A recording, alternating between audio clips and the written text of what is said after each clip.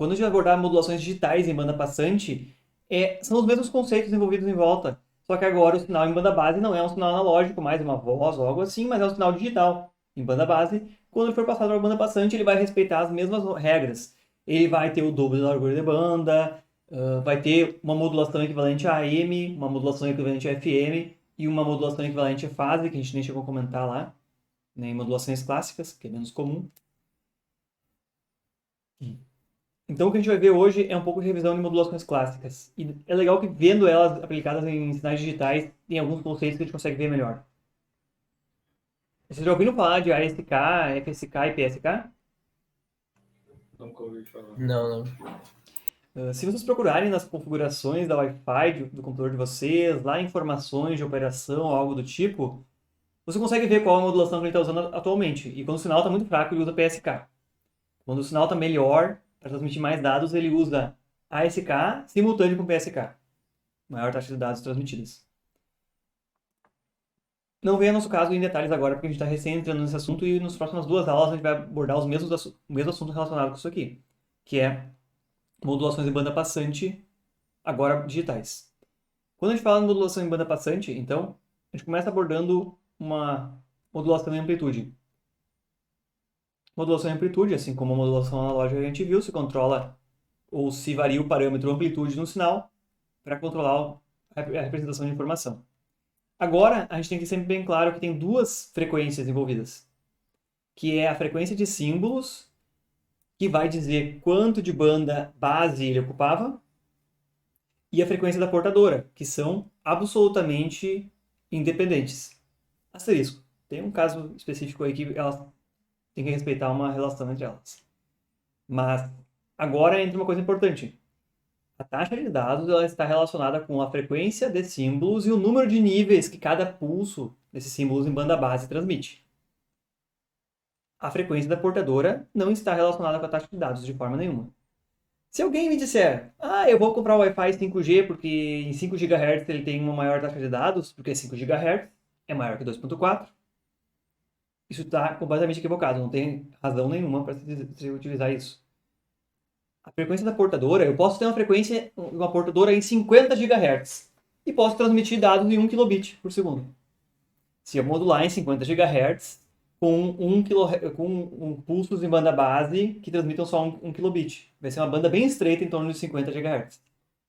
Por outro lado, eu posso ter uma portadora em 10 MHz, utilizar uma modulação daquelas amplitudes de pulso que tem vários níveis, transmitem vários bits por pulso, e posso ter uma largura de banda aí até 10 MHz, se a portadora é 10 MHz, e conseguir uma taxa de dados muito maior do que aquela minha comunicação em 50 GHz, que transmitia só 1 kilobit por segundo. Então a frequência portadora não está diretamente ligada à taxa de dados que se alcança nessa comunicação. Após o modulador, essa mesma frequência de símbolo fs, ela vai ocupar então uma largura de banda em torno da portadora igual à frequência de símbolo. Cuidado, a gente passa por um detalhe. Se vocês lembrarem, em banda base, eu precisava da metade da largura de banda, 25 kHz de largura de banda, para que eu conseguisse representar 50 mil símbolos por segundo, ou 50 kilosamples, 50 mil amostras por segundo. Isso em banda base. Quando eu jogo para banda passante, retomando modulações clássicas AM, vai utilizar o dobro da banda do que usava em banda base. Então, se eu usava 25 kHz só de largura de banda do sinal em banda base para poder representar ele, joguei para banda passante, levei lá para centenas de megahertz, eu vou utilizar 50 kHz de largura de banda. Então, como tinha um meio lá que ocupava em banda base e multiplicou por 2 por ter passado para banda passante, então a largura de banda ocupada em torno da portadora é fs, coincide com a frequência de símbolo. Mas vejam pelo meio do caminho. Na banda base ela ocupa metade, dividir por 2 a banda ocupada. Na banda passante, alarga 2 vezes essa largura do espectro, então multiplica por 2 de novo. Então lembre que essa expressão a largura de banda ocupada em banda passante é a metade da frequência de símbolo vezes 2. Por isso ficou só uma vez aqui. E uma coisa bem forte para lembrar aí é que a frequência da portadora e a frequência de símbolo, elas são razoavelmente independentes. O meu exemplo, eu posso ter uma frequência portadora de centenas de megahertz enviando pulsos com uma frequência baixa, em banda base. Portanto, ela vai ter uma largura de banda bem estreita, só que lá em torno de centenas de megahertz. Meu exemplo, 50 GHz lá, pode ter uma banda estreita lá em torno. Não quer dizer que, então, a frequência da portadora não tem nada a ver com a taxa de dados transmitida ou com a quantidade de pulsos transmitidas. A taxa de dados resultante, ou vazão de dados resultante, é a quantidade de símbolos que eu tenho por segundo vezes a carga de bit de cada símbolo. Uma modulação tipo OAK, que só tem 2 níveis, carrega quantos bits por símbolo?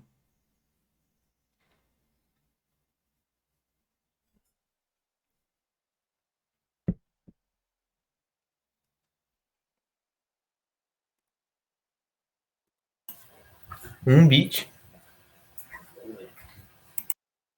Isso, uma modulação tipo OAK, ela vai carregar 1 bit por símbolo. Porque ela tem 2 níveis. Logaritmo liberiano de logaritmo base 2 de 2. 1, então. Então, se eu tiver 1 milhão de símbolos por segundo, 1 bit por símbolo, eu tenho 1 megabit. Se eu tiver 4 níveis diferentes, não é OK mais, é modulação por amplitude de pulso. Eu tenho 4 níveis, logaritmo base 2 de 4 é 2. Eu tenho 2 bits carregados por símbolo. Com 4 níveis diferentes que eu tenho que discernir. Então eu vou ter a mesma frequência de símbolos vezes 2 bits por período, o dobro da taxa de dados que a anterior, a mesma frequência de símbolo. Para modulação em amplitude, se a gente olhar o esquema básico de modulação dela, é pegar um sinal em banda base, multiplicar por uma portadora, como a gente fez lá em modulação AM, só que o sinal em banda base ele é digital. Então, depois de multiplicado, que eu tenho os dois sinais de cima sendo multiplicados aqui nesse diagrama, vou dar um zoom nele, para você visualizar melhor. Se eu multiplicar os dois sinais de cima, quando o sinal em banda base tem amplitude 3 vezes uma portadora de amplitude 1, eu tenho amplitude 3 portadoras sendo transmitido. Dois símbolos em sequência transmitiam amplitude máxima, aí um símbolo transmitia amplitude 0, entre o intervalo 2 e 3. O próximo símbolo transmite amplitude 3 novamente, porque em banda base era 3, depois em banda base era 2, amplitude com intermediária 2, depois em um certo momento transmite com amplitude 1, a onda transmitida correspondente a, em banda base, nível 1. Então, se a gente observar bem aqui, durante cada período do símbolo, que é mostrado em azul no gráfico de cima, ele vai multiplicar a portadora por de uma certa forma. Vejam que aqui a frequência da portadora ela gera 2 senos completos por um período da banda base, né? Por duração de um símbolo. No caso, o símbolo dura 1 na escala de tempo de cima e o período da portadora dura metade disso. Então, a relação nesse caso é a frequência de símbolos é 1 Hz, se a gente for tomar como segunda escala de tempo, e a frequência da portadora é 2 Hz, nesse caso aqui. Portanto, cada símbolo vai gerar lá na banda passante 2 períodos completos da portadora. Eu acho que é bem fácil de entender essa modulação. Mexendo na amplitude dela é bem tranquilo. Agora, quando a gente olha o espectro disso, provavelmente vocês já viram exatamente uma figura similar lá na modulação AM, se a gente retornar um pouquinho. O principal da maior parte da potência está concentrada em torno da frequência da portadora. Que olhando essa figura, está em torno de 2 aqui. Se eu tomar a escala de tempo como sendo segundo, 2 Hz seria. O espalhamento em torno dessa portadora, ela vai ser meia frequência de símbolo para um lado e meia frequência de símbolo para o outro. Porque em banda base, se eu pegar o espectro, aquele sinal em banda base lá em cima, ele só ocupava de 0 a 0,5 fps.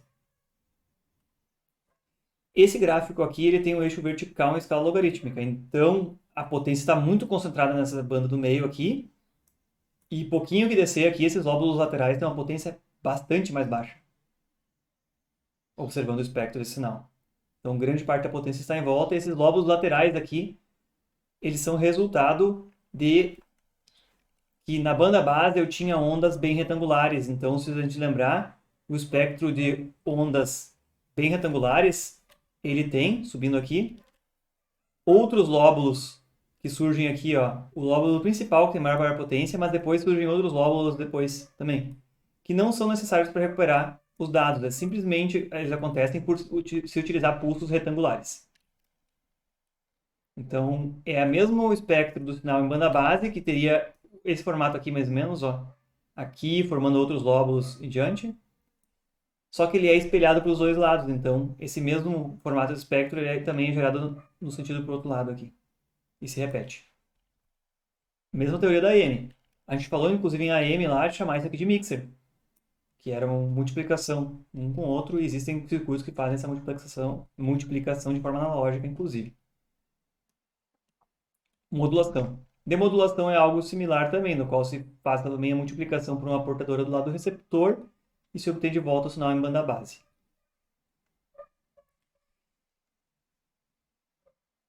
E se eu não comutar de forma abrupta entre os símbolos, com esse símbolo em banda base aqui, bem retangular, e se eu comutar de forma mais suave entre os símbolos, no limite no qual eu quero respeitar minimamente aquele teorema de amostragem, eu vou manter só em banda base de 0 até fs sobre 2. E então o sinal azul vai virar esse sinal em vermelho, mas que em um ponto da amostragem, ele vai sempre coincidir com o sinal retangular, sendo que o sinal azul tem, desculpe, o sinal vermelho, ele tem muito mais energia concentrada nessa banda, que é necessária para realmente obter o sinal de volta, e muito menos energia desperdiçada jogada em frequências mais altas que não são necessárias. Comparando os espectros desses dois sinais, já que esse sinal vermelho mais suave ele mantém só o necessário para a recuperação da informação, ele vai ficar bem mais concentrado em torno da frequência da portadora, sendo meio fs para o espectro para o lado esquerdo e meio fs para o direito, totalizando também fs de largura de banda. Só que ele joga muito menos energia fora dessa banda essencial aqui. Por outro lado, requer uma sincronização muito boa na obtenção dos símbolos, porque eu tenho que mostrar ele no instante correto, para obter o dado, recuperar o dado de volta lá. E se a gente observar, vai ficar bastante curioso até o formato dessa onda modulada em banda bastante agora. Enquanto que modulado usando pulsos retangulares, a gente tem ela em azul. Quando eu fizer o mesmo produto entre a onda em vermelho grossa, que é a onda em banda base, e a portadora em vermelho, linha estreita, a gente vai obter essa forma de onda de baixo aqui, modulada em banda bastante. Você vê que ele troca suavemente entre as amplitudes do seno. Ele não tem trocas abruptas como o sinal em azul. Por isso mesmo, e como resultado dessa troca mais suave, a gente tem mais energia concentrada na banda que realmente é necessária para se obter a informação de volta. Então, esse tipo de esquema de modulação digital se chama ASK, Amplitude Shift Keying.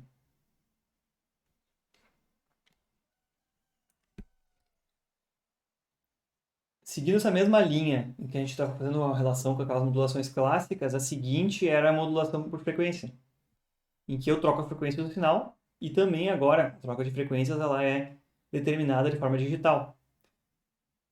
Por isso, se eu tiver um dado transmitido em banda base como esse sinal em vermelho, usando modulação OAK, bem simples, só 2 níveis, o sinal modulado em frequência seria equivalente a esse azul aqui, no qual a gente percebe claramente que ele tem frequências bem mais baixas quando o sinal é zero e frequência bem mais alta quando o sinal está em nível alto.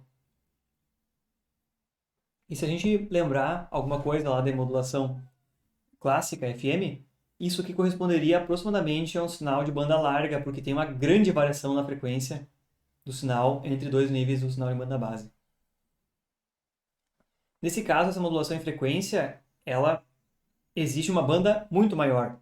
Se a gente lembrar de modulações clássicas lá, ela além de precisar de largura de banda fs, nesse caso aqui, frequências e símbolos, ela também tem mais um 2ΔF adicional de banda necessário para representar esse sinal.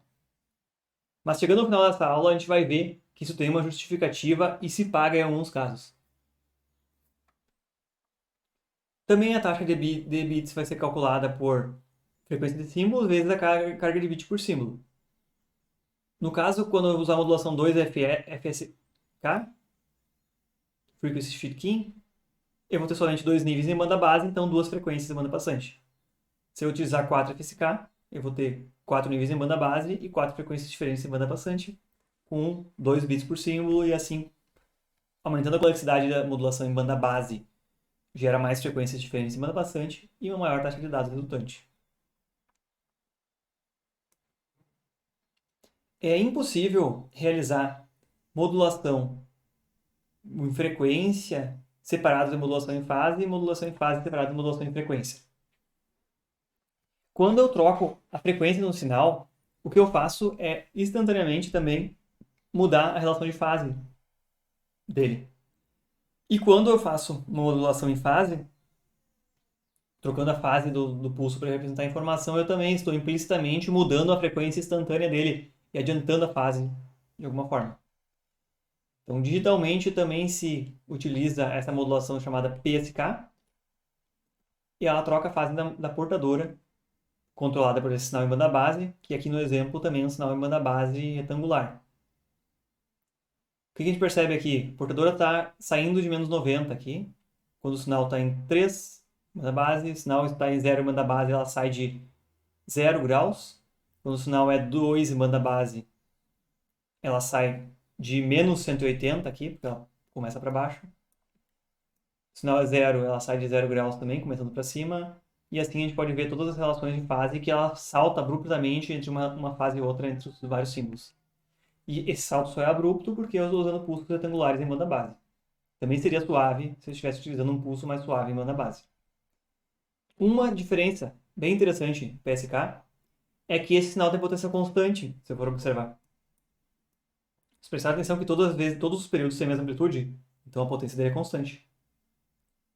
No ASK, Amplitude Shift Keying, cada período vai variando a amplitude dele. Então é uma característica interessante. Sinais que têm modulação tanto em fase como em amplitude, eles têm o mesmo espalhamento em frequência. Então não se usa mais uma banda de espectro maior ou menor com ASK ou PSK. Não tem diferença. Como tem em frequência. Quando a modulação em frequência tem um espalhamento espectral diferente.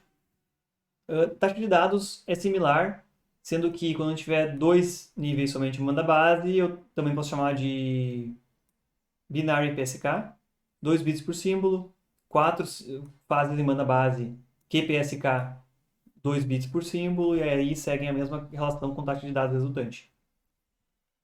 Essa relação de potência constante, ela também nos dá nos adianta uma característica que lá para os eletrônicos vão ser bem interessantes. Se eu tenho desempenhos muito similares em ocupação de frequência, e até a gente vai ver depois em taxa de erro, entre fase e amplitude, um mesmo conversor, um mesmo amplificador, capaz de gerar modulação em amplitude, ASK,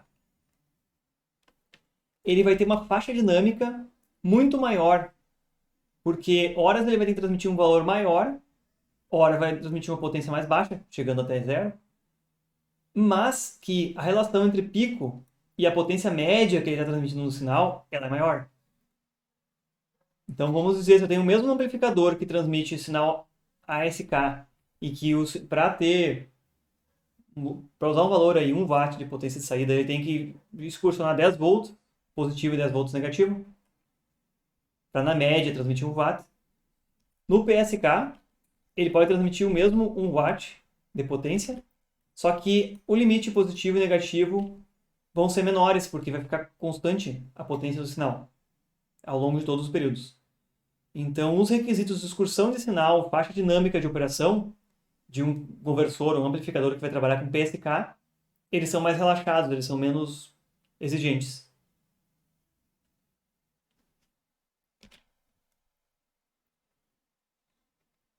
O espalhamento de frequência, então, é similar. Tanto que eu não consigo perceber a diferença entre o espectro desse sinal modulado em PSK, com frequência de portadora 2 também, com relação àquele anterior que a gente viu, que era modulado em amplitude. É exatamente o mesmo espectro resultante. A gente vai ver na próxima aula, continuando esse assunto, uma modulação chamada QAM, que ela faz modulação em amplitude e em fase simultaneamente, e para nós agora é só interessante saber que ela existe. Não vamos ver os detalhes nela no momento. Agora, entra um conceito a mais aqui que vai nos ajudar a fazer uma comparação entre os diversos esquemas de modulação diferentes aí, que se chama eficiência espectral. O que é a eficiência de ocupação dessa banda de frequências aí?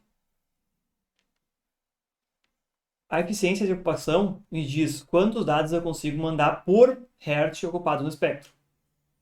Mas espera aí, volta lá. A largura, quanto de espectro eu uso, é simplesmente o produto da taxa de símbolos, né? Se eu tenho várias modulações com a mesma taxa de símbolo, a largura de banda é ocupada é a mesma.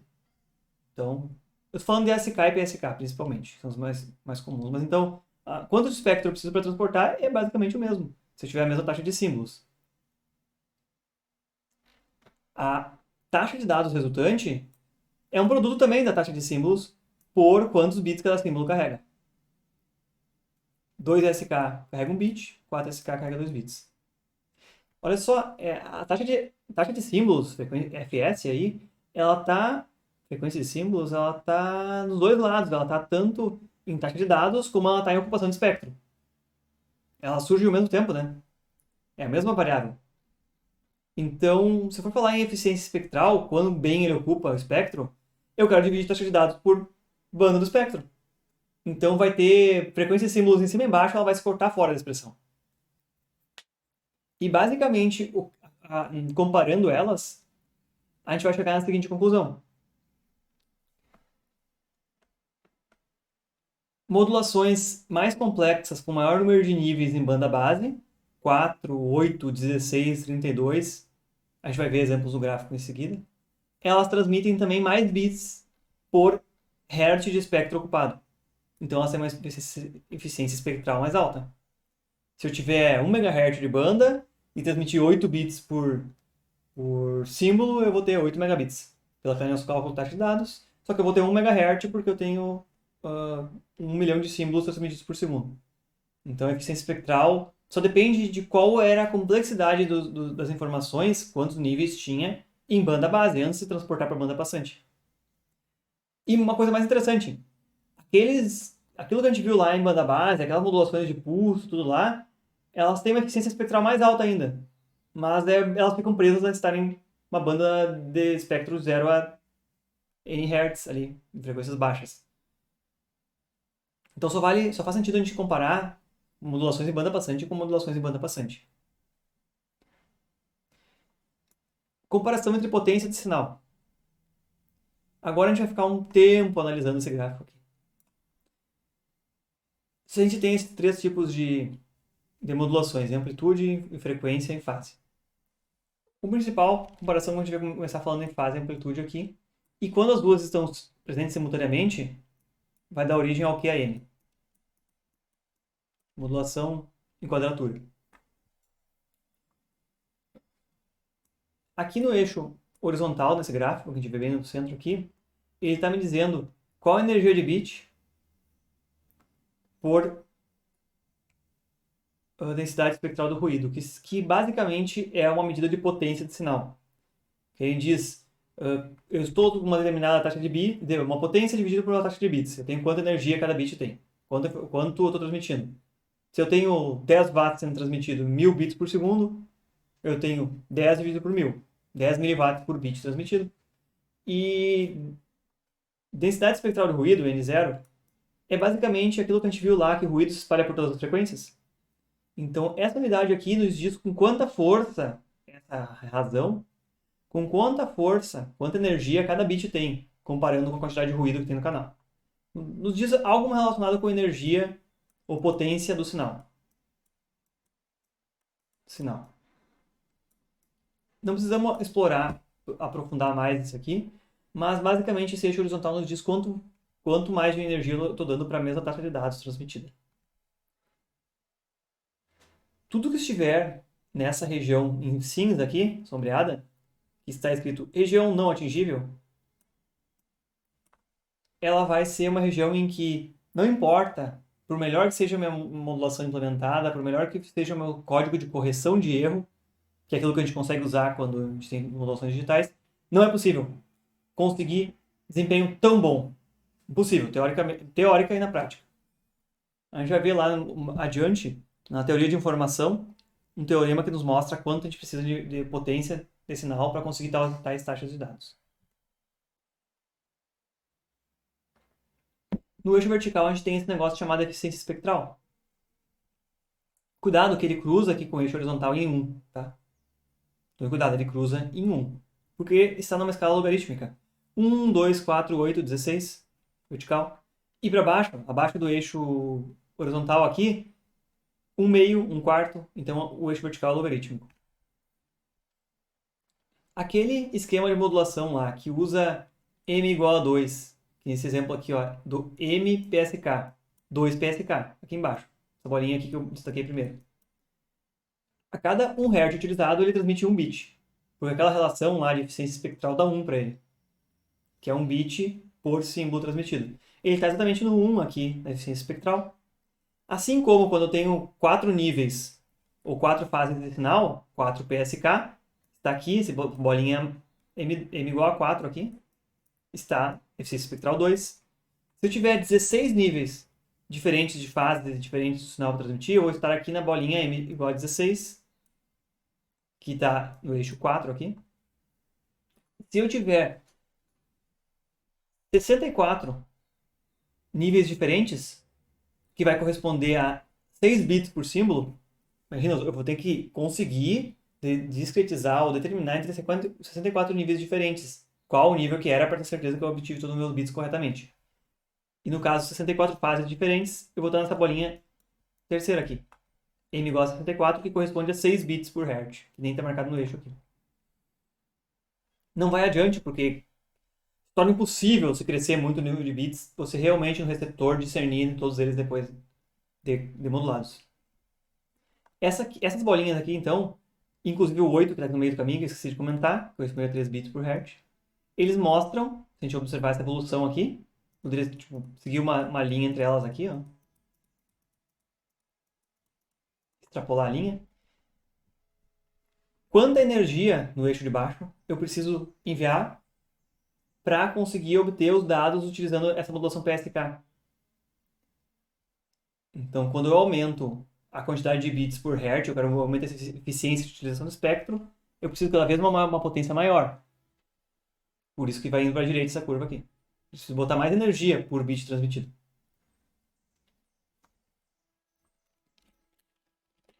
Por outro lado, se eu usar a modulação AM simultaneamente a PSK, que vai virar um negócio chamado QAM, que a gente vai estudar nas próximas aulas, é o símbolo do diamante aqui. E o diamante, se a gente olhar, ele está aqui em M igual a 16 o diamante, M igual a 64 o diamante, M igual a 256. Eles estão sempre acima nesse gráfico. Veja o que representa aqui. Eles atingem eficiências espectrais mais altas para uma mesma energia de bit transmitida aqui, embaixo, comparando com o PSK. Então, utilizar as duas estratégias ao mesmo tempo, modulação em fase e em amplitude, vai nos exigir, se a gente olhar em linhas verticais aqui, para atingir uma mesma eficiência espectral, menos energia do sinal transmitido. Então, usar só a M é tão ruim que não está nesse gráfico. Usar só PSK, só a modulação da fase e da onda, é razoavelmente bom. Mas usar as duas estratégias ao mesmo tempo, que é o que vai resultar no tal do QAM, que veremos mais adiante, ele exige uma menor energia do sinal por bit transmitido para atingir uma maior eficiência espectral, que vai resultar se eu tenho um canal com a mesma largura de espectro e uma maior taxa de dados. Então, ele exige menos energia para obter o sinal corretamente aqui em cima. Por que eu estava falando que FSK não estava no jogo por enquanto? FSK, se a gente olhar, ela está para baixo do eixo aqui, ó, em valores menores que 1 de eficiência espectral. Se a gente olhar aqui, M igual a 4, M igual a 2, M igual a 8, M igual a 16, Estão vendo que eles estão abaixo aqui? Significa, eles necessitam muito mais largura de banda de canal de comunicação do que só FS, do que só a frequência de símbolo. Quando eu transportar um sinal de banda base para banda passante, ele vai ficar mais alargado no espectro. Vocês estão vendo, né? Eles estão abaixo de 1 aqui. Então a relação entre taxa de dados e largura de banda do espectro é menor que 1. Eles precisam de uma banda bem maior para transmitir. Não tem problema. Qual a vantagem desses caras aqui? Vejam que as modulações de cima, elas meio que encontram uma barreira por aqui, ó, e não adianta. Elas não vão... nenhuma desses esquemas de modulação, ele opera com energia de bit muito pequena, que é essa faixinha aqui de baixo. E já a FM consegue lidar com isso. Ela consegue, mesmo que o canal seja bem ruidoso e o sinal seja fraco, você vai conseguir fazer uma modulação FM e obter de volta as informações. Ao custo de quê? Ao custo de que eu vou ter que ocupar mais espaço no espectro. Então elas têm uma utilização. Menos energia, né? Menos energia não vai usar tanto. Exatamente. Então a gente já está falando de dois recursos importantes. Um é a energia que eu tenho para transmitir. É um recurso limitado em várias aplicações. O outro é a largura do espectro que eu posso utilizar. São dois recursos a serem gerenciados. Se eu tiver energia infinita e espectro infinito, taxa de dados vai ao infinito. Energia zero ou largura de banda zero, taxa de dados vai para zero. Mas nesse caso, esquemas de modulação usando FM, eles conseguem lidar com sinais mais fracos ou com um canal com maior quantidade de ruído, ocupando mais banda do espectro, para ter mais taxa de dados aqui, porque a eficiência espectral deles é muito baixa. Esquemas que utilizam modulação em fase, modulação em amplitude ou modulação em fase e amplitude ao mesmo tempo, eles permitem, quando eu tiver uma potência de sinal melhor aqui, ó, que é quando cresce essa relação energia de bit por densidade espectral do ruído, eles conseguem botar mais bits numa mesma fatia do espectro. Se a gente for procurar agora sobre o Wi-Fi, uma aplicação bem clara disso aqui, é que o Wi-Fi, se eu não estou enganado aqui em valores, ele utiliza até 256 QAM, que consegue atingir uma taxa de dados bem alta dentro do canal estreito que o Wi-Fi tem para cada transmissor, 20 MHz, 40, 80, 120 MHz, depende do padrão. Professor, ali na linha de energia ali, por que ele está medindo em dB? Porque essa relação ela é para representar o gráfico numa escala não linear também. Porque não daria para ver, se eu tivesse tipo 1, 2, 3 em escala linear, esses pontos ficariam super distantes aqui, tipo 256 ficaria aqui, o 64 aqui e todos os outros estariam acumulados quase numa mesma linha. Esses aqui de baixo. Escala logarítmica. Escala logarítmica é para espalhar esses pontos aqui, senão eles estariam todos comprimidos numa linha só. Ficaria ruim de discernir entre eles. Sim, claro.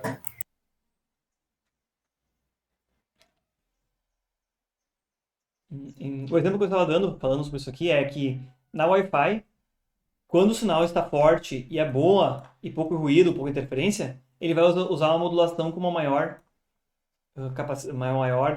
complexidade, que exige diferenciar entre vários níveis em banda base e que tem uma eficiência espectral de uso muito boa.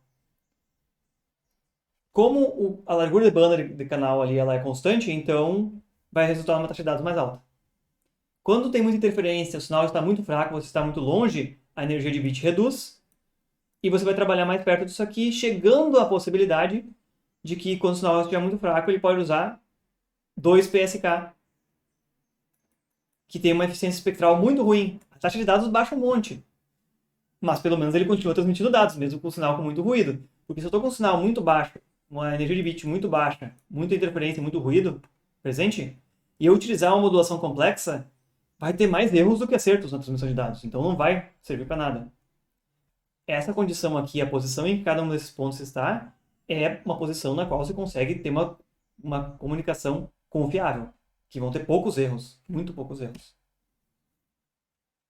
Então, aqui nós estamos entrando agora, e inclusive vão dar passos em direção ao próximo conteúdo, que é teoria da informação, realmente.